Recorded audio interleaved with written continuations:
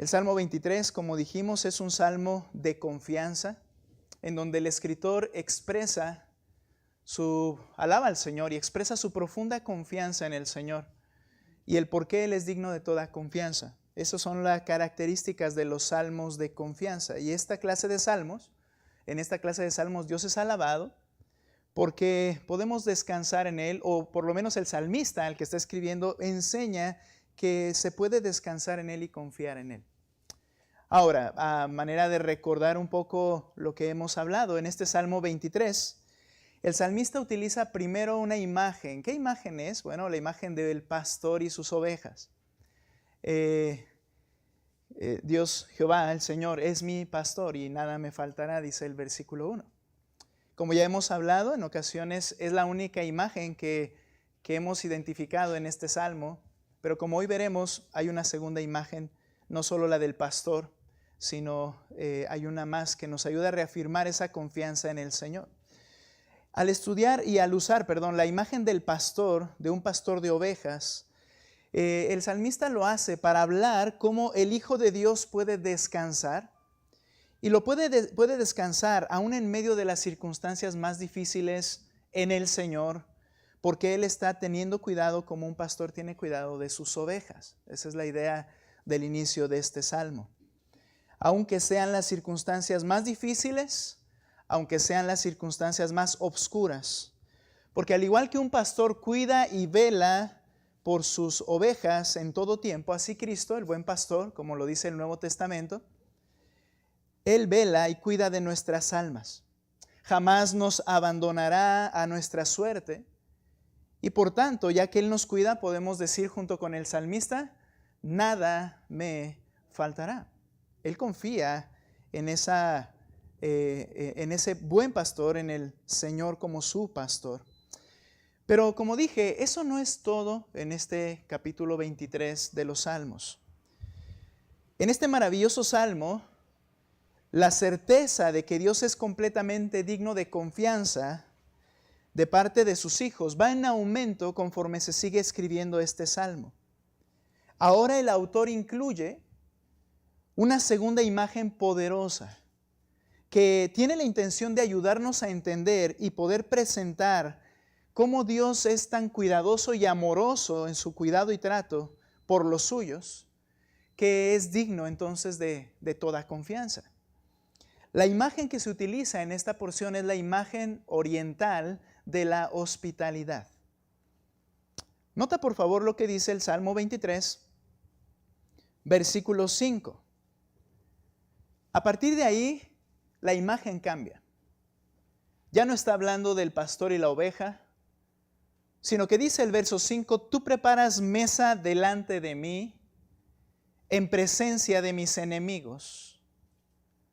Has ungido mi cabeza con aceite.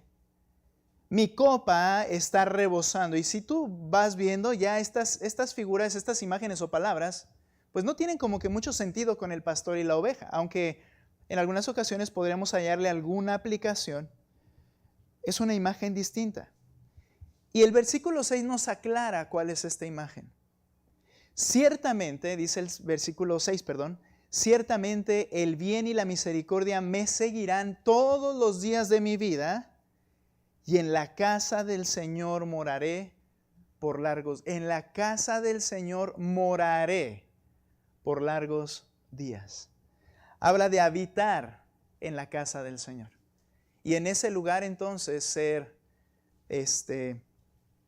bendecido, ¿no? Como dice este pasaje. Ahora, recibir extraños en casa es una virtud con un valor incalculable en Oriente y muy distinto a lo que nosotros conocemos y practicamos en Occidente. Dicho sea de paso, la imagen de la hospitalidad como esa virtud es algo que en el Nuevo Testamento, podríamos decir, bueno, sigue siendo Oriente, y es cierto, pero a los creyentes nos dice, y no te olvides de la hospitalidad, porque algunos al hospedaron ángeles. Y le habla a la iglesia que debemos aprender y practicar la hospitalidad. Bien, hoy aprenderemos acerca de hospitalidad y entenderemos a lo que se refiere el salmista al escribir esta parte final del Salmo 23. Hospedar para un oriental implicaba una responsabilidad sagrada. Ser hospedado por alguien suponía que esa persona que hospedaba iba a otorgar cuidado y todas las garantías invaluables para el que estaba siendo hospedado. Como veremos enseguida entonces, y el tema que hoy vamos a tratar en este Salmo 23, que nos está hablando todo el Salmo de estar bajo el cuidado de Dios, nuestro tema es Dios mi hospedador. Iniciamos hablando Dios es mi pastor. Y ahora nota esto, Dios mi hospedador. Nota por favor entonces que la primera frase del verso 1 y la frase del verso 6, la última, tienen un paralelismo. La primera frase del capítulo 23 presenta a Dios como el pastor. ¿Puedes leerlo o decirlo de memoria hasta la coma? ¿Qué dice? Ok, hasta la coma, acuérdense, hasta la coma. El Señor es mi pastor. El Señor es mi pastor. Es cuando Él presenta a Dios como su pastor. Pero tiene un paralelismo con la última, porque la última lo presenta como el Señor es mi hospedador, aunque no dice estas palabras, nota la frase última, en la casa del Señor moraré por largos días. Habla de permanecer viviendo en la casa del Señor. Entonces, en este sentido es paralelo. El primer verso presenta a Dios como mi pastor, el último como mi hospedador, porque moraré en su casa todos los días de mi vida. Ahora, nota por favor cómo este tema de Dios es mi hospedador se va desarrollando. Voy a tomar el versículo 6 para ir de alguna manera en esta parte como de al final hacia el principio. Dice el verso, en la casa del Señor moraré por largos días. No está hablando del templo de Jerusalén, porque si David es el escritor del Salmo 23, el templo de Jerusalén todavía no había sido construido. Porque ¿quién construyó el templo de Jerusalén? Así es, su hijo. De hecho, Dios le prohibió a David que él intentara construir porque le dijo, tú has matado a mucha gente, yo quiero a alguien, un hombre de paz, y Salomón fue el encargado de construir el templo. Entonces, en la casa del Señor moraré por largos días. No está hablando del templo de Jerusalén. Vuelvo a mencionar, algunos hermanos tratan de hacer de estas palabras finales como que era el deseo de David, después de ser perseguido y ser cuidado como una oveja, al final reconocer que él iba a estar en Jerusalén y morando allí permanentemente. Creo que no es la idea. Si podemos entender las imágenes que está utilizando. Ahora, había otro lugar que se le llamaba la casa de Dios, y esto era el tabernáculo. El tabernáculo eran las tiendas que hasta el tiempo de David todavía estaban en funcionamiento, y era llamada la casa de Dios porque era la idea que estaba el arca allí, por tanto la presencia de Dios. Sin embargo, creo que tampoco se refiere al tabernáculo que sí existía en el tiempo de David. No se refiere al templo de Jerusalén, no se refiere al tabernáculo. La idea, como mencioné, es que Dios, como hospedador, ha recibido al salmista en su casa. Y conforme lo vayamos estudiando, espero que esto pueda quedar claro. Y esa relación de huésped de Dios es permanente, porque dice, en la casa del Señor, donde Él me está hospedando, recibiendo, moraré por largos días. Esto se refiere, no largos días de 24 horas, sino se está refiriendo a un estado interminable y continuo. En la casa del Señor moraré por largos días. Ahora, ¿qué implica que el salmista use esta imagen de ser hospedado por siempre por Dios? Ya que la frase, el Señor es mi pastor, ¿cuál era el resultado de esa frase? El Señor es mi pastor y por tanto, nada me faltará, ¿cierto? De la misma manera, cuando dice nada me faltará en cuanto al pastor, él luego explica que le da la provisión, que lo restaura, que lo protege, ¿cierto? Como un pastor a su oveja. Ahora, en esta porción, cuando dice moraré en la casa del Señor, es porque Él es mi hospedador. ¿Cuál es el resultado de que Él sea el hospedador, de que yo more en su casa? Bien, lo explica con la frase siguiente: ciertamente el bien y la misericordia me seguirán todos los días de mi vida. Dicho de otra manera, como el Señor me hospeda, todas las bendiciones estarán conmigo, todos esos largos días estarán conmigo persiguiéndome, es la idea, permanentemente sus bendiciones, porque moro en la casa del Señor. Y ahorita vamos a ver, hermanos, lo que implica ser hospedado por el Señor. Ciertamente el bien y la misericordia me seguirán todos los días de mi vida. Ahora, ser hospedado por Dios implica ser acepto por Él. La imagen en Oriente, hermanos, es una imagen tan común como la del pastor con sus ovejas. Tan necesaria y práctica como la del pastor con sus ovejas era también la hospitalidad en aquellos lugares. Y si estamos hablando de que ser hospedado por Dios implica que Él me acepte en una relación con Él, tengo una pregunta. ¿Cómo puede el hombre pecador ser acepto por Dios? ¿Cómo puede el hombre pecador ser acepto por Dios? Antiguo Testamento y Nuevo Testamento. ¿Cuál es la única manera?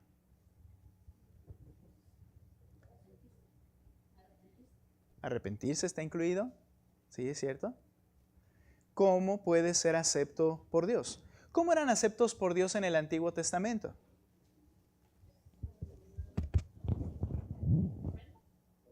Ofrenda, fe. ¿Cuál es la buena? Gracia. Hermanos, guarde esto en su mente, en su corazón. La única manera siempre ha sido por medio de la fe. Y la gracia es el favor de Dios después de la fe. En el Antiguo Testamento no eran aceptos por sacrificios, por ofrendas. Las ofrendas eran un recordatorio de la necesidad de que por mi pecado alguien fuera sacrificado. La necesidad de agradar a Dios por medios que no eran los tuyos, porque tú no hacías nada, era la víctima que era sacrificada. En el Antiguo Testamento, Abraham fue justificado por su fe, dice la Escritura, no por sus obras. Las obras fueron el resultado de su fe. La obediencia de Abraham, el amor a su palabra, todas las cosas que él hizo, solo fue el resultado de creerle a Dios lo que él le decía en su palabra. Ser hospedado por Dios implica ser acepto por Él. ¿Cómo puede el hombre pecador ser acepto por Dios? Solo por medio de la fe a su verdad, a la verdad de Dios. Las personas del Antiguo Testamento que eran salvas, que estarán un día en la presencia del Señor por la eternidad, son las que confiaban o creían en lo que Dios decía. Por ejemplo, ve conmigo a Números capítulo 12, versículo 5. La imagen de una persona hospedando en casa. Y mira la relación de Dios con nosotros, o bueno, con los hombres, los que han creído o los que creían en su palabra. Mira lo que dice Números capítulo 12, versículos 5 al 8. Este es el caso cuando María y Aarón comenzaron a chismear de Moisés. Y empezaron a hablar y decir, pero ¿por qué Moisés está haciendo esto, aquello? Y Dios los escuchó, porque Dios tiene toda la información. Y entonces, nota lo que dice en Números 12, 5. Entonces el Señor descendió en una columna de nube y se puso a la puerta de la tienda. Y llamó a Aarón y a Miriam, o María, y cuando los dos se adelantaron, él dijo, oigan ahora mis palabras. Si entre ustedes hay profeta, está hablando como a futuro, porque este fue el primero, Moisés. Si entre ustedes hay profeta, yo el Señor me manifestaré a él en visión, hablaré con él en sueños. Esta era la mecánica que Dios usaba para hablarle al profeta lo que tenía que decir. No así con mi siervo Moisés. En toda mi casa él es fiel. Cara a cara hablo con él abiertamente y no en dichos oscuros. Y él contempla la imagen del Señor. Ahora, él nunca vio a Dios, pero la idea era que le escuchaba vívidamente y podía haber manifestaciones de que Dios estaba presente en su nube de gloria, pero no vio su rostro. Y luego dice, ¿por qué pues no temieron hablar contra mi siervo, contra Moisés? Y dice que se enciende la ira del Señor.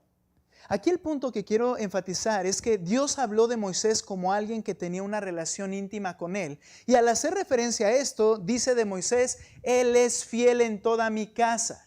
¿Qué implica eso? Que él era obediente. Él creía lo que Dios decía y lo vivía en su vida práctica. El Señor le decía algo y él lo cumplía, lo obedecía. Y dice que entonces Moisés era fiel en toda su casa. Y podríamos decir, bueno, ¿se refiere al tabernáculo? No, se refiere a toda la vida de Moisés, en todas las áreas donde estaba. Él estaba siendo fiel en la casa del Señor. Lo que quiero un poquito enfatizar aquí es que habla de una relación entre dos personas. Está en mi casa y es fiel. Es como que Dios es el dueño de esa casa y Moisés su invitado. Ahora, este creerle al Señor y ser parte de esa relación con Dios en su casa, por llamarlo de alguna forma, no era exclusivo de una nacionalidad. Tenemos el ejemplo de Rahab. ¿De dónde era Rahab? Ahora muchas preguntas, pastor, ¿qué pasa? ¿Son exámenes o qué? ¿De dónde era Rahab? La ramera, Jericó. O el caso de Ruth. ¿De dónde era Ruth? Moab. No eran israelitas.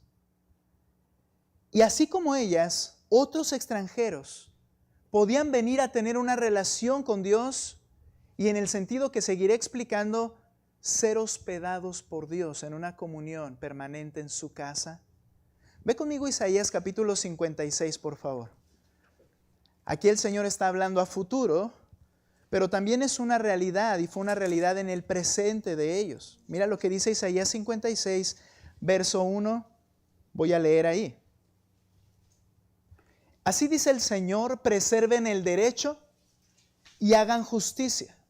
Esto implica atender su palabra, porque mi salvación está para llegar y mi justicia para ser revelada. Ahora, escucha el 2.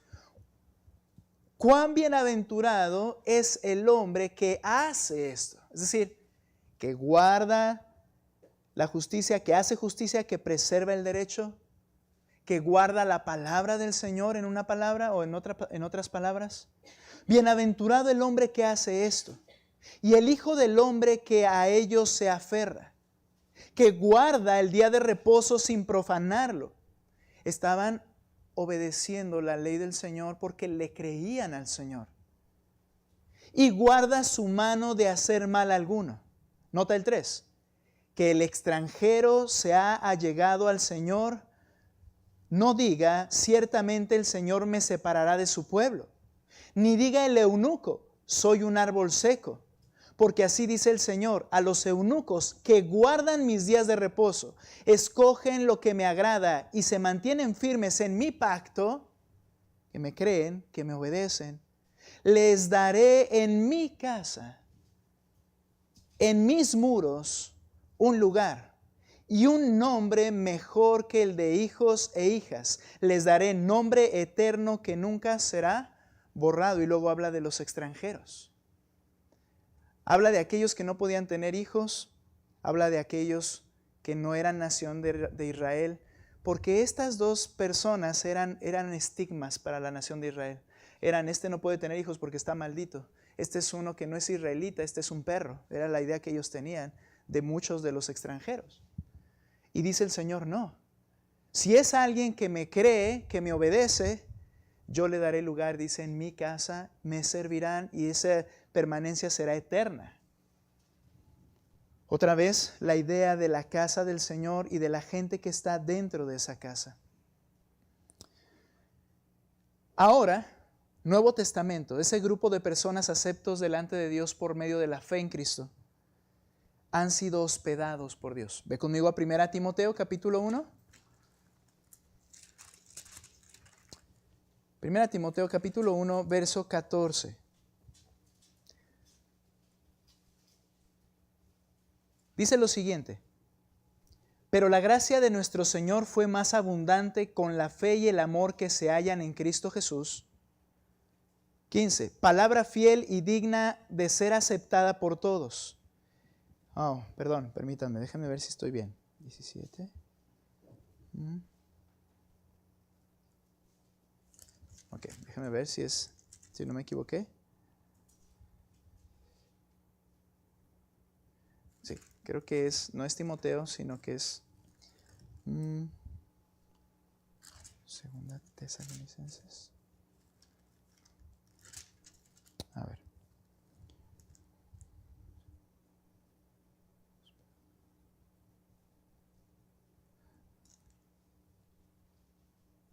Estoy tratando de recordar qué quise escribir en ese texto.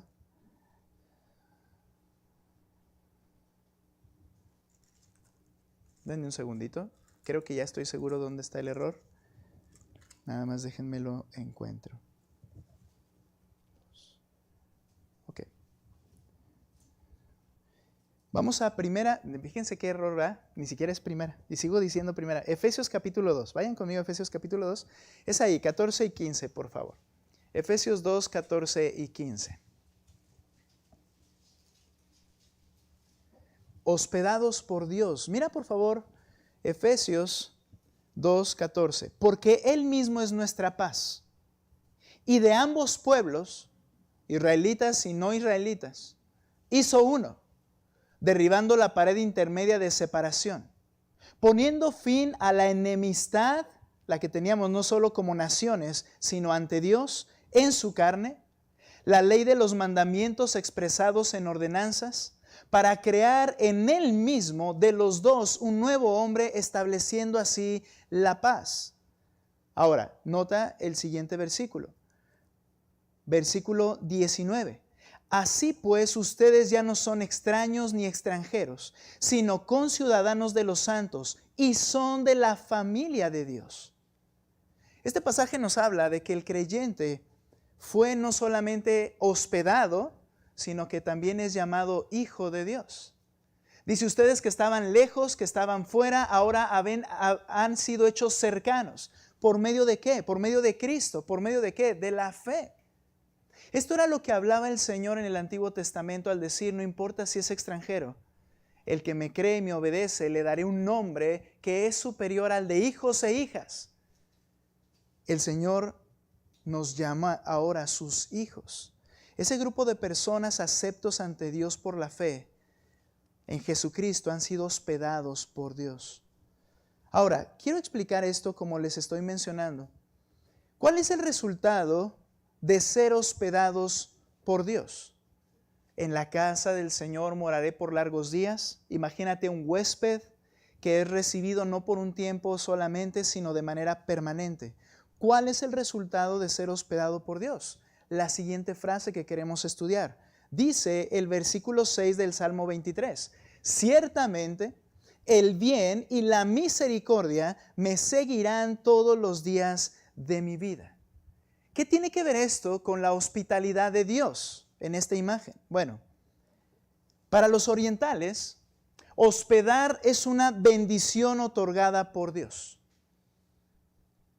Para los occidentales, hospedar es una carga. Hospedar es, a ver si ya rápido se van. Y eso es algo que nosotros tenemos que aprender profundamente. Para ellos es una bendición otorgada por Dios. Cito a Fred White en su libro Usos y Costumbres en Tierras Bíblicas. Escucha, los orientales creen lo siguiente, que la persona que viene a su casa es enviada por Dios. Así su hospitalidad se transforma en una obligación sagrada. White señala que en una ocasión un oriental hospedó extranjeros occidentales y entonces él escribe, estaba tan feliz que lloraba lágrimas de contento porque decía que el cielo le había enviado tales huéspedes. Él al saber que los que estaba hospedando allí venían de tierras tan lejanas, él comenzó a llorar de alegría porque él decía, ¿cómo me bendijo Dios con esta clase de huéspedes? Interesante aprender acerca de eso. Ahora, hospedar no son particularmente amigos, sino tiene la idea de extranjeros. Gente que no conocías o que no conoces. Pero bien, ahora en esta imagen, esta bendición para ellos de hospedar. Y por ello vemos ejemplos bíblicos de cómo se entusiasmaban cuando hospedaban a extranjeros en casa. Ve conmigo a Génesis capítulo 18, por favor. Aquí vamos a ver el caso de Abraham cuando hospedó a 3 personas.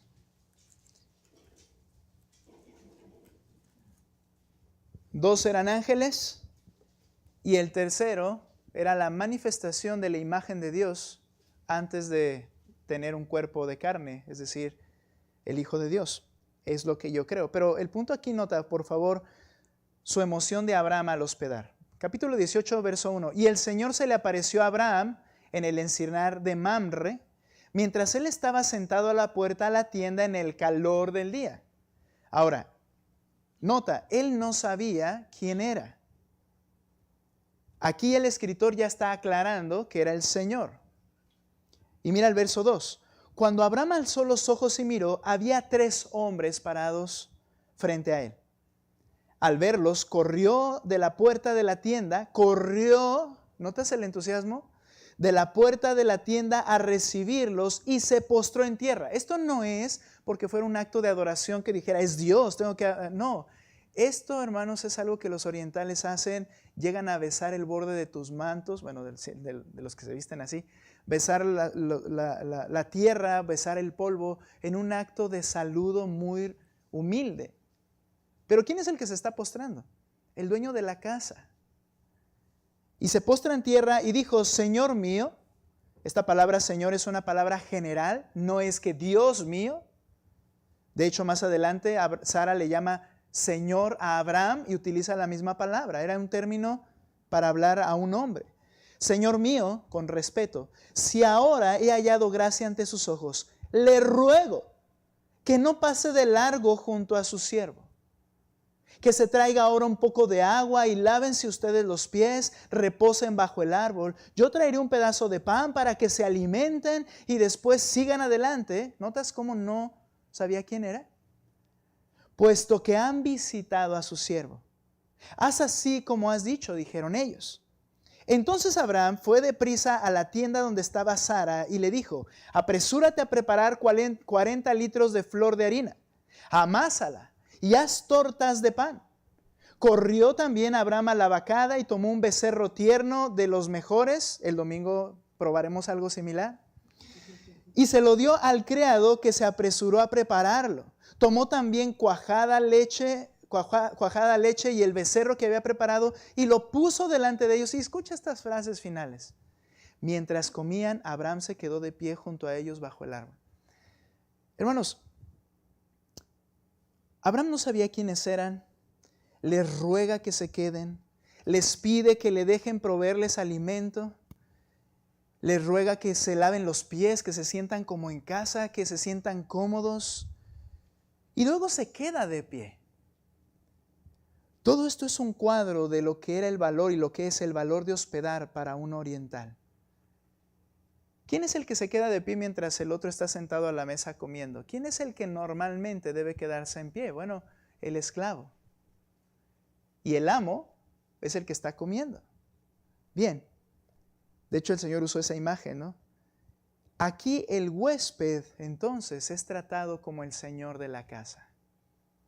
Hermanos, es una frase que viene de Oriente, pero que lamentablemente, y ese no es el punto, pero que lamentablemente no se siente como se dice. Estás en tu casa. Eso sí lo siente un oriental. Literalmente tú eres el Señor de esta casa ahora. Al haberte hospedado, tú eres, y yo quiero agradarte a ti, yo quiero servirte a ti. Y eso era la alegría que se ve en Abraham al momento de recibir a estos 3 hombres. ¿Has oído o has visto quizá esa salutación en la que ponen su mano en el corazón, en la boca y en la mente o en la cabeza? Esa salutación significa corazón, boca y mente a tu servicio. Y las palabras Hatta Beitak significan, esta es su casa. Y cuando el huésped pide un favor, la respuesta del dueño de la casa, el hospedador, es, usted me honra. Y entonces se lo ofrece. Cuando el salmista entiende a Dios como su hospedador, tenemos que entender lo siguiente: así el Señor es al hospedarme. Porque al aceptarme, se compromete a dar lo mejor a los que moran en su casa. Por eso dice, ciertamente el bien. ¿Qué es esto? Toda bondad y la misericordia, el gesed de Dios. El amor fiel y permanente al pacto, dijo el salmista, me perseguirán todos los días de mi vida porque moraré en su casa. Es decir, como que instándolo, como que presionándolo, como que siempre te quiero hacer bien, ¿es la idea? ¿Por qué? Porque el que me hospedó es Dios. Y Él se compromete a darme toda bondad y todo beneficio por su amor fiel, permanente y constante al pacto.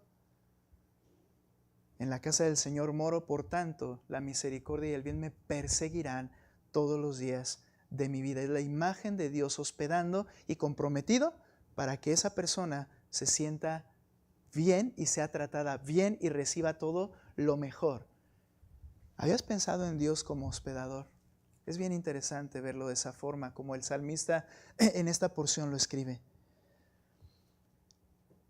¿Sabes? En muchos salmos se menciona cómo Dios otorga esa bendición por su gracia. Salmo 25:7, por favor. Ve conmigo, vamos a ver unos salmos. Este lo van a leer ustedes, hermanos, por favor. 25:7 y luego vamos a leer el 10. Los que tienen la Nueva Biblia de las Américas, ayúdenme a leerlo fuerte, hermanos. Salmo 25:7. Los que no, solo escuchen y síganlo en sus Biblias para que no haya confusión. 25:7 de Salmo. ¿Qué dice?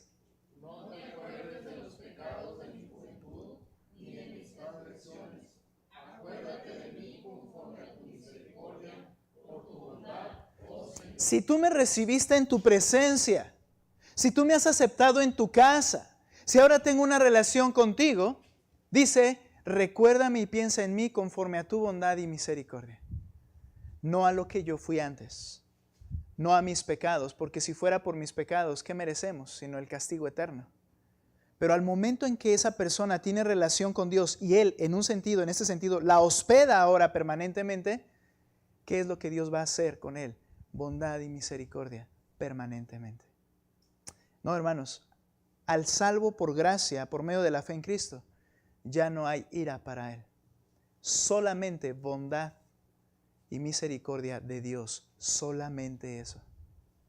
Esa es por su gracia. Ahora lean el 10, por favor. Versículo 10, 25:10 de Salmos, igualmente fuerte. ¿Qué dice, hermanos?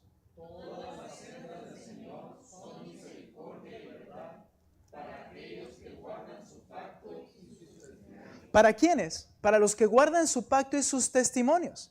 Esos que el Señor dice por la fe ha sido hospedado, aceptado, para ellos es siempre verdad y misericordia. Siempre para ellos. Ahora, cuando vamos al Nuevo Testamento, permítame leerte este texto en el capítulo 3, versículo 20. Y aquel, hablando de Dios, que es poderoso para hacer todo, mucho más abundantemente de lo que pedimos o entendemos, según el poder que obra en nosotros, los creyentes, a Él sea la gloria en la iglesia, en Cristo Jesús, por todas las generaciones, por los siglos de los siglos. Amén. Ni siquiera podemos imaginar que lo que Él nos da y hace y quiere hacer en nuestras vidas es mucho más abundante de lo que siquiera podríamos desear, porque Él es así, poderoso, y Él se ha comprometido a bendecir a sus hijos. Esto incluye también los momentos difíciles, como ya hemos visto. Pero en esta escena lo que estamos entendiendo es cómo al estar bajo el amparo de su casa, hospedados por Él, Él se ha comprometido a favorecernos permanentemente. ¿Qué garantiza que el Señor al salmista le ha aceptado y hospedado?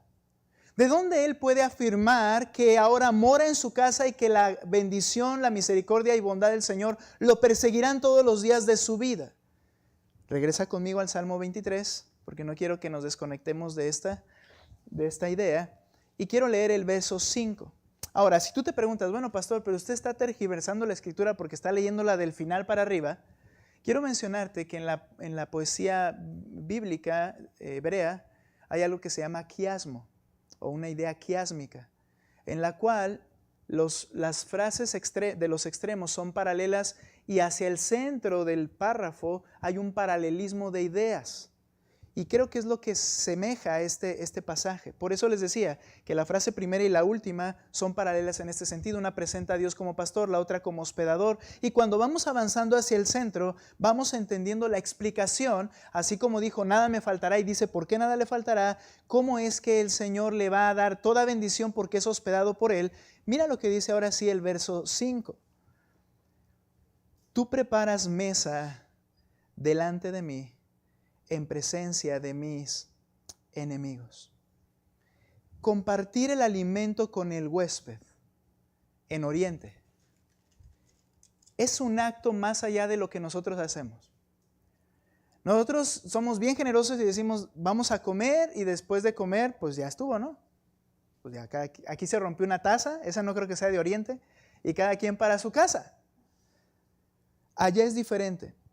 Cuando tú invitas a comer al que estás hospedando, es un acto de hacer un pacto de fidelidad y paz con él.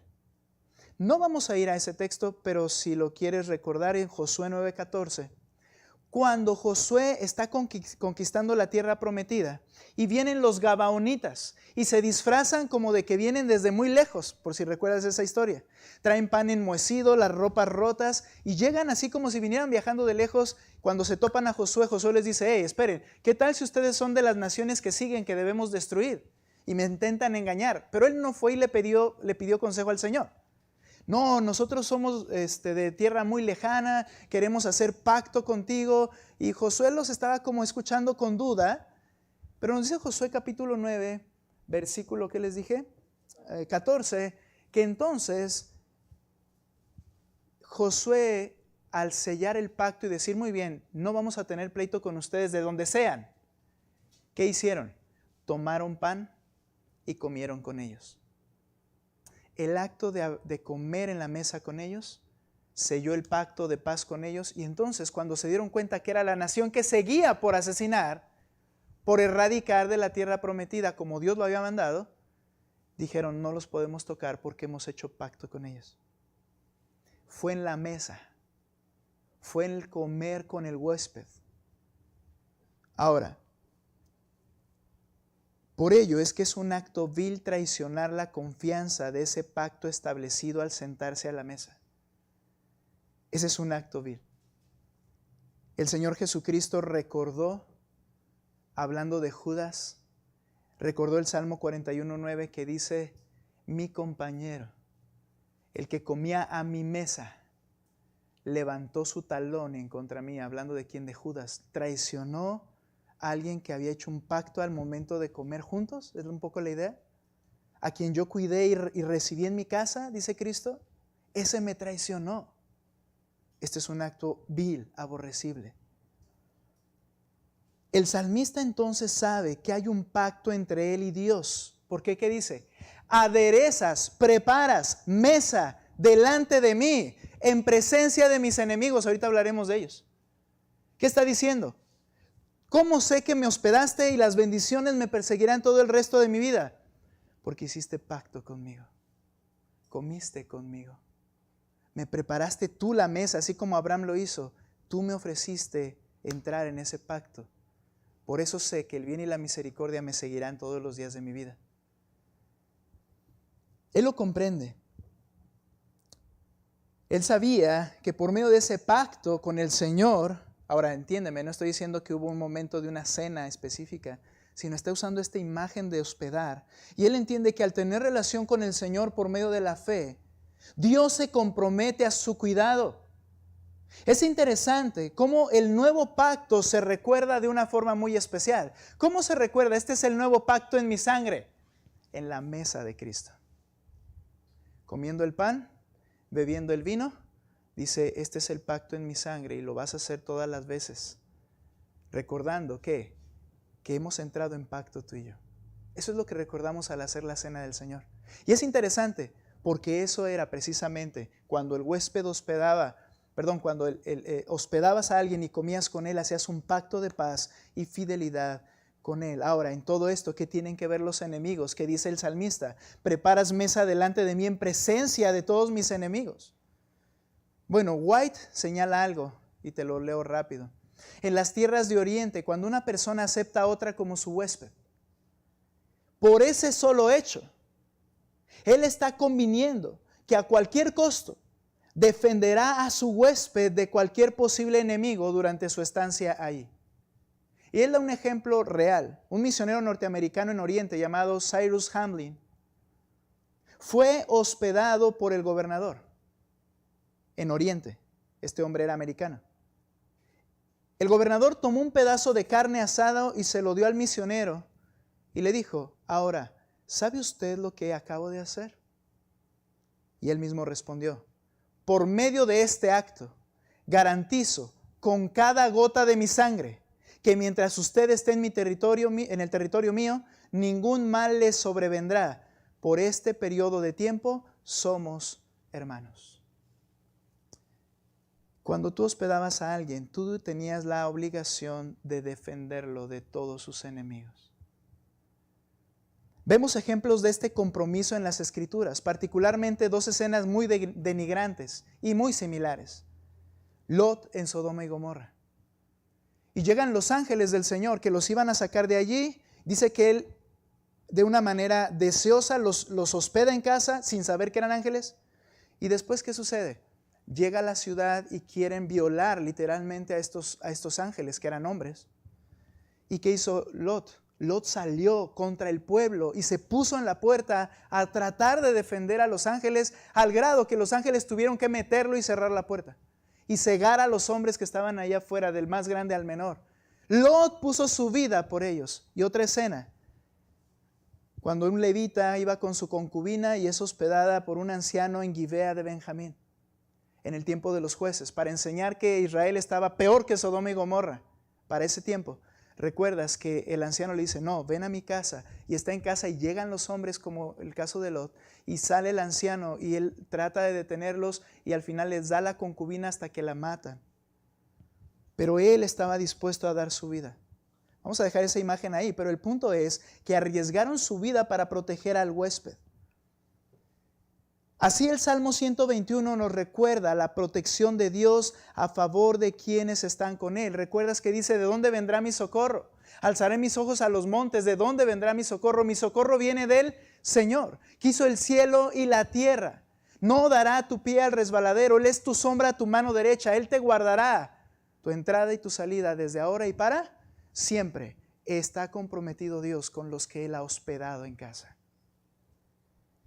Entonces, esta imagen, cuando el salmista dice: en presencia de mis enemigos, imagínatelos afuera de la casa, y él logró entrar a la casa del Señor y el Señor hace un pacto. Es como decir: ahora métanse conmigo. ¿Y quién va a poder contra el Todopoderoso? Y lo has hecho en presencia de mis enemigos. Él es el que me va a guardar. Recuerda una cosa, ve conmigo al Salmo 13, por favor. Vamos a ir aquí al Nuevo Testamento. Hebreos 13, perdón. Ahora ando un poco errado. Bueno, ahora me estoy dando más cuenta, más bien. Hebreos 13, miren lo que dice versículo 5. Hablando a los creyentes, hermanos, por la fe en Cristo. Hemos entrado a una relación de amor con Dios y Él, ¿qué nos asegura?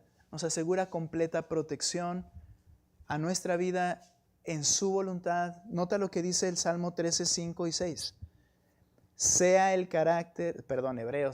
Hebreos 13, 5. Sea el carácter de ustedes sin avaricia. ¿Qué es la avaricia, hermanos? Pues es esa insatisfacción. Porque yo quiero lo que aquel tiene y no lo logro y estoy insatisfecho por eso.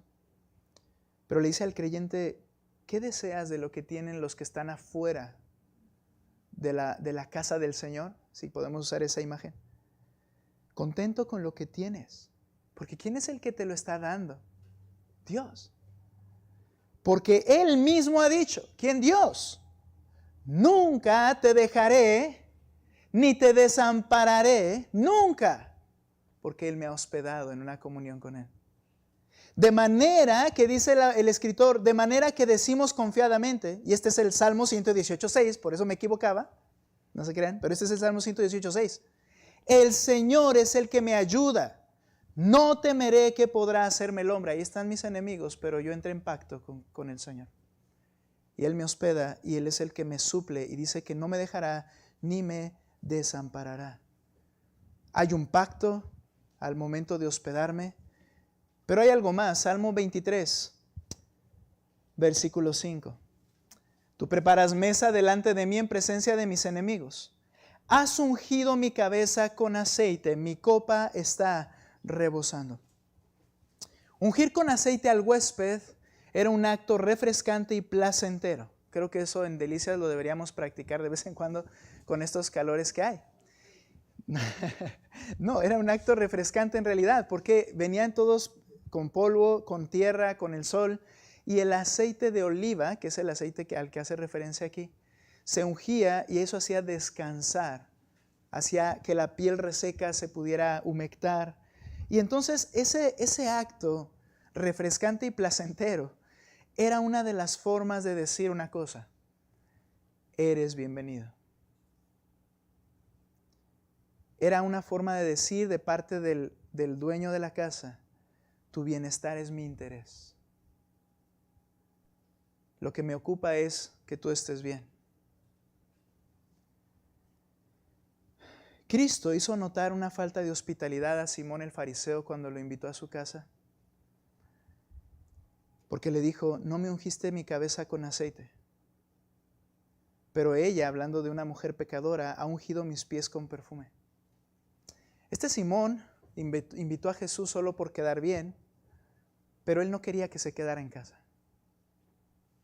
Él no le quería hacer que se sintiera cómodo, él no le dio una bienvenida. Él estaba así como que, muy bien, ¿verdad?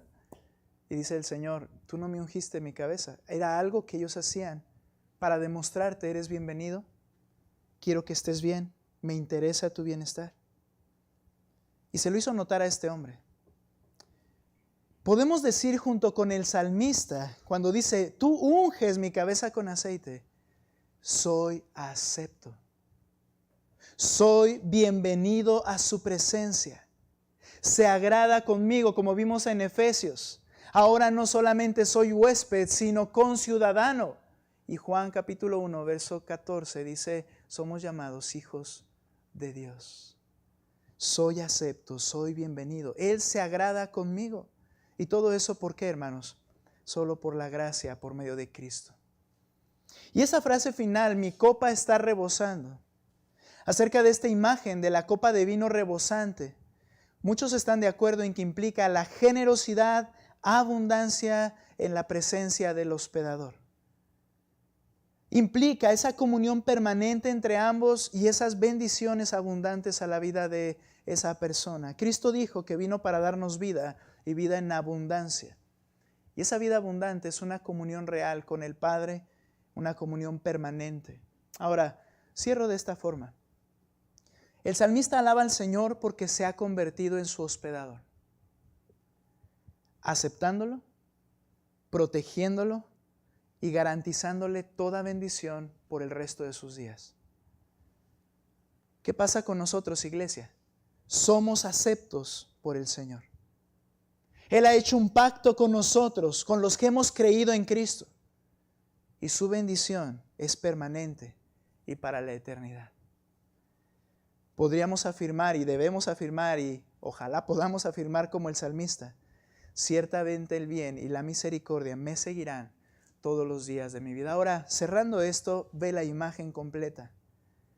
¿Por qué el Señor es digno de confianza? Porque como pastor, Él se compromete a guardarme, Él se compromete a restaurarme, Él se compromete a protegerme y guardarme, ¿sí? Librarme de los peligros. Y como hospedador, Él ha hecho un pacto, Él me defiende y Él me va a bendecir mientras esté en esa relación con Él por todos los días de mi vida. ¿Esto a qué nos lleva en el Salmo 23? Alabar al Señor porque Él es digno de toda confianza. En ambos aspectos hay un pacto. Él se ha comprometido con los creyentes, con su pueblo, para su bendición. Que el Señor, hermanos, nos ayude a poder descansar en Él, a confiar en lo que Él ha prometido que va a hacer en nuestras vidas. Puestos en pie, vamos a orar, por favor.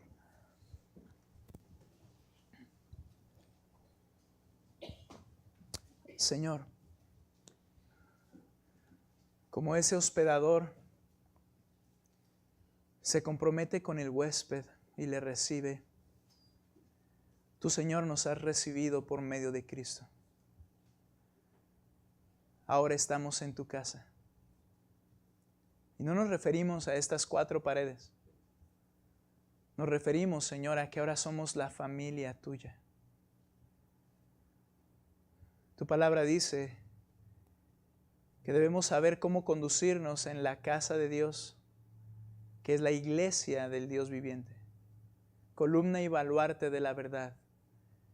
Tu iglesia es eso lo que representa la familia de Dios, la casa de Dios. Y tú nos has hospedado en tu casa. Ahora comemos a tu mesa. Y ahora tú, Señor, garantizas que tu bondad y tu bendición nos perseguirán todos los días de nuestra vida. Tú quieres santificarnos y tú, Señor, trabajas en nuestras vidas para hacerlo. Tú quieres hacernos parecidos más a tu Hijo Jesucristo en carácter, en santidad, en palabra, en obras, en decisiones. Y tu bendición estará tras nosotros, Señor, logrando estos propósitos sublimes. Gracias, mi Dios, por habernos recibido y decirnos bienvenidos, no por nuestros méritos, sino por los de Cristo. Que tú seas bendito, Señor. Tú eres digno de toda confianza porque tú no fallas y en ti descansamos. En el nombre de Cristo Jesús.